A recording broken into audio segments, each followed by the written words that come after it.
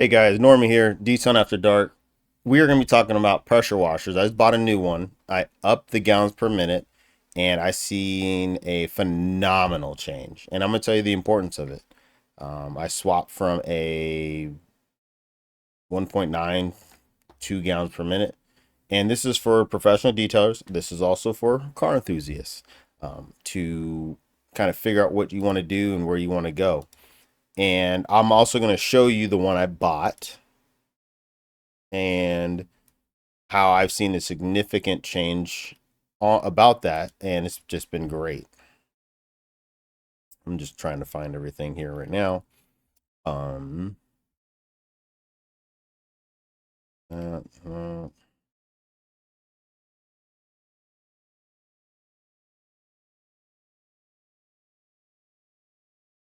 all right, so let's kick it off by understanding PSI.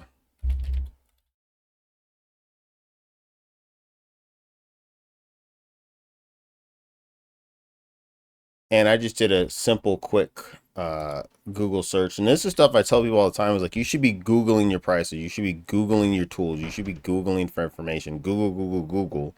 Or find a cool and relaxed auto detailer that's willing to give you information. Me, sometimes yes, sometimes no.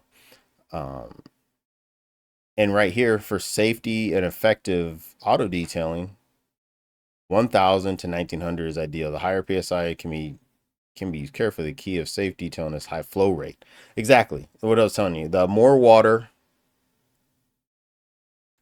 uh, you can get gallons per minute is going to be will factor in your favor as far as getting your car cleaned properly, as far as getting all the soap out of the nicks and crannies, getting all the dirt out of the nicks and crannies. Just a higher PSI doesn't mean it's going to do better. It's almost like getting a job. Just because you're switching to another job doesn't mean it's going to get better.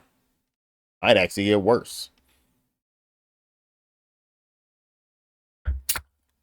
And then here with the higher PSI, you have to make sure you go with a 40 or 60 fan. Like for me with my higher PSI one, yeah, 40 was my bare minimum.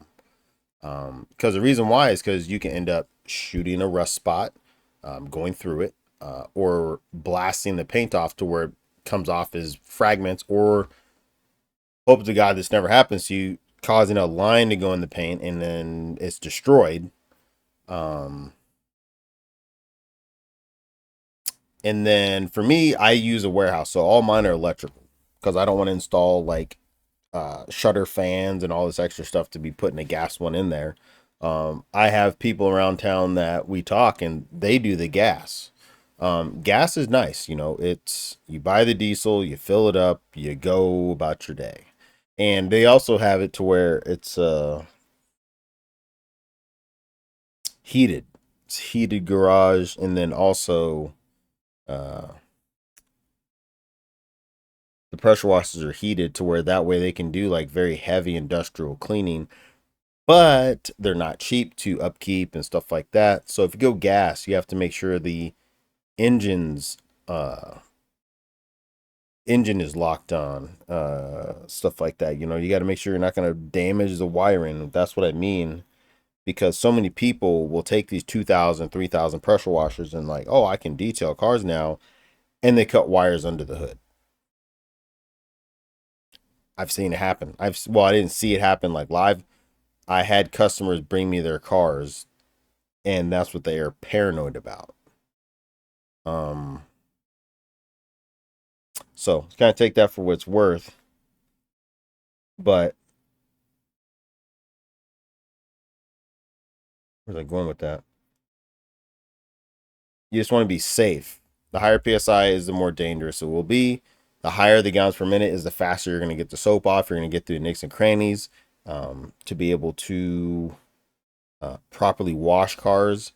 The less water you're spraying on a car is like, consider washing a plates with dishwater, and it's the faucet's like just trickling out water for the water to be replenished.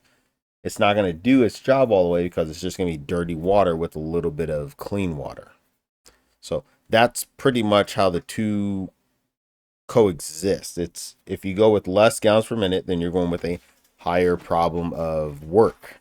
You're gonna have to stand in one spot longer, let the water push out all the dirt and the grime and the crud, and then move over. So just this week, just these last 2 days since I got it in, I've seen a significant difference as far as washing cars, drying cars, and then just speed. My speeds increase at least 10 minutes per car. So let's see here. I bought this one, but it's already unavailable. That was pretty crazy. This one costs about 600. I think I got it for like 500. There was like a deal going on.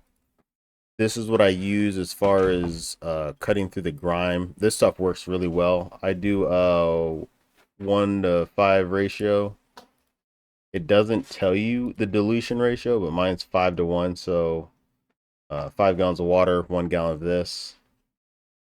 Or 4:1, sorry. 4 gallons of water, 1 gallon of this.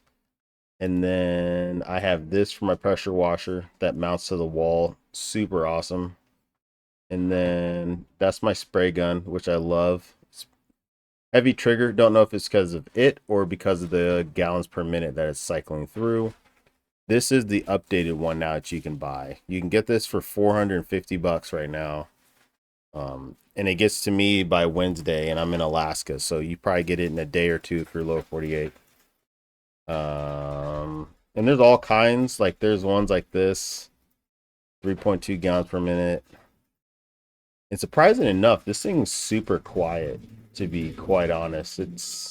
I'm in a warehouse, and this thing is yeah, no noise really. Nice dial to tone back the PSI, stuff like that. It's 37 pounds. Like you're not going to be walking with it. I don't know why they did that. Except because it's only the hose length that you get is 12 meters, 36 feet. It's not even, that's not useful by any means. So yeah, when you're detailing, PSI doesn't matter. It's gallons per minute. PSI, uh, it's really for kind of razoring off stuff. And if you don't have the right exterior shampoo, then you're already losing. And you should always be microfibering washing cars. Like, I don't know what higher PSI doesn't mean anything unless you're doing industrial cleaning, like wood paint removal, um, wet sandblasting, and heavy saturated caked on grime on like tractors and trailers, stuff like that. So mine's electric because of my warehouse. If you're mobile or outside, or if you can have it outside, if you're in a hotter place than me, gas is a lot more portable than having to have a generator that's gas and then plugging in your pressure washer. So that's the caveat between electric and gas. You can move around the gas pressure washers, obviously, way more easier than electric pressure washers. But I have a warehouse, I mount it, I just carry on with the race. Um, yeah, that's really, yeah, I just wanted to like point that out that, really need to start diving into your guys' business if you want to make sure you're making the right moves and going the right direction. I'm always trying to make sure I'm not keeping up with the Joneses, but I also don't want to get left behind because I just want to stay in my own little bubble. So, yeah, just if you have any questions, comments, just, make it happen. And I'll talk to you guys later. Peace.